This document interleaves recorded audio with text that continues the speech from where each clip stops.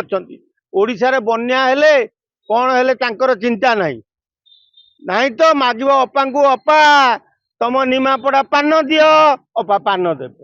ପାଲ ମାଗିଲେ ଅପା ଦେବେନି, ଅପା ପାନ ଦେବେ, ନହେଲେ ଦିଲ୍ଲୀ ଲଡୁ ଦେବେ। ଆଉ ତମ ଅପାକୁ ଗୁଡ଼ ମାଗିବ, ଚୁଡ଼ା ମାଗିବ, ସେ ଉପମୁଖ୍ୟମନ୍ତ୍ରୀ କ'ଣ ଛୋଟିଆ ଲୋକଟା? ତମେ ତାଙ୍କୁ ମାଗୁଛ ଚୁଡ଼ା ଦିଅ, ମୁଢ଼ି ଦିଅ, ଗୁଡ଼ ଦିଅ। ତେଣୁ ଅପା ପାଲ ଦେବେନି। ପାଲ ଦବା ଲାଗି ବର୍ଚଣା ବିଧାୟକଙ୍କୁ ନିର୍ଦ୍ଦେଶ ଦିଆଯାଇଛି। ତେଣୁ ବର୍ଚଣା ବିଧାୟକ ପାଲ କିଣିବା ପାଇଁ ଗୁଜୁରାଟରେ ଲୋକ ପଠେଇଛନ୍ତି। ଆସିଲେ ତମକୁ ପାଲ ସବୁ ଦିଆଯିବ। ଆଉ ଚୁଡ଼ା ପଞ୍ଜାବରୁ ଆସିବ, କଥା ହେଇଛି। ଗୁଡ଼ ଆନ୍ଧ୍ରପ୍ରଦେଶରୁ ଆସିବ। ତାପରେ ଓଡ଼ିଶା ଲୋକ ତମେ ବନ୍ୟା ପ୍ରଭାବିତ ଅଞ୍ଚଳରେ ବଣ୍ଟାଯିବ, ତମେ ଖାଇବ। ସେତେ ଦିନ ପର୍ଯ୍ୟନ୍ତ ନଈ ପାଣି ଢୋକେ ଢୋକେ ପିକି ବଞ୍ଚିତା। ଆଉ ଖାଲି ଅପା ପାଲ ଦିଅ, ଅପା ପାଲ ଦିଅ ହେଲେ କ'ଣ ହବ? ଆଉ ସରକାର କୋଉଠୁ ମୁକାବିଲା କରିବେ? ସରକାରଙ୍କ ପାଖରେ ଚୁଡ଼ା ନାହିଁ, ଗୁଡ଼ ନାହିଁ, ପାଲ ନାହିଁ, କିଛି ନାହିଁ। ସରକାର ସବୁ କେନ୍ଦ୍ର ଜରିଆରେ ମଗେଇଛନ୍ତି। ଆନ୍ଧ୍ରରୁ ଗୁଡ଼ ଆସିବ, ପଞ୍ଜାବରୁ ଚୁଡ଼ା ଆସିବ, ଗୁଜୁରାଟରୁ ପାଲ ଆସିବ। ଏଟା ସବୁ ମୋହନ ସରକାର ଲିଷ୍ଟ କରିକି କେନ୍ଦ୍ରକୁ ପଠେଇଛନ୍ତି। କେନ୍ଦ୍ର ତାକୁ କିଣିକି ପଠେଇଲେ ଏମାନେ ବାଣ୍ଟିବେ। ଆଉ ତା ଆଗରୁ ଲୋକ ବାଡ଼େଇ ଛାଟି ହେଲେ କୋଉଠୁ ଆଣିବେ? ଲୋକ ବିଜେପି କି ଭୋଟ କାହିଁକି ଦେଇଥିଲେ ଲୋକ ଜାଣିଥିବେ।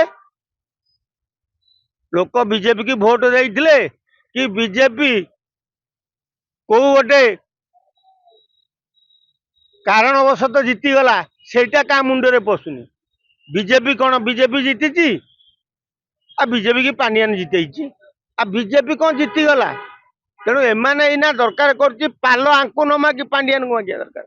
ପାଣ୍ଡିଆନ ପାଲ ଦିଅ, ପାଣ୍ଡିଆନ ଗୁଡ଼ ଦିଅ, ଚୁଡ଼ା ଦିଅ, ସେ ଦେବେ। କାହିଁକି ନା ସେ ଅମିତ ଶାହ ସହିତ ଯୋଗାଯୋଗ କରି ସାଙ୍ଗେ ସାଙ୍ଗେ ମଗେଇଦେବେ। ଇଏ ଯେତେ ବାଡ଼େଇ ଛାଟି ହେଲେ ପାରିବେ?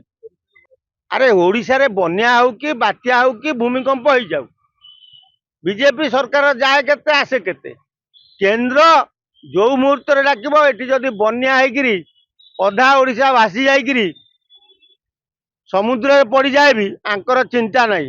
କାରଣ କେନ୍ଦ୍ର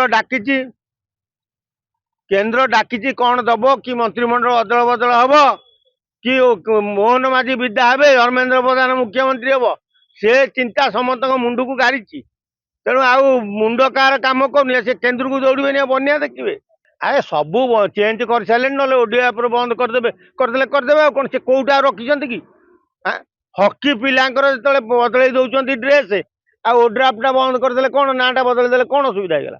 ଏଟା ନବୀନ ପଟ୍ଟନାୟକ କରିଥିଲେ, ତେଣୁ ନାଁଟା ବଦଳେଇବେ ଆଉ କ'ଣ? ଆଉ ୟାଙ୍କୁ ଓଡ଼ିଆ ବିଷୟରେ ଜ୍ଞାନ ଅଛି ନା? ଅଠୁ କିଏ ପର୍ଯ୍ୟନ୍ତ କେତେଟା ପଚାରିଲେ ଇଏ କହିପାରିବେ? ଆଉ ତେଣୁ ଓଡ଼ିଆ ଅସ୍ମିତା ଖାଲି ନାଁକୁ ମାତ୍ର ଗୋଟେ ଓଡ଼ିଆ ଅସ୍ମିତା କହିକି ଆଇଛନ୍ତି ବୋଲି ଲୋକ କହୁଛନ୍ତି। ଏଟା ସମ୍ପୂର୍ଣ୍ଣ ମିଛ କଥା।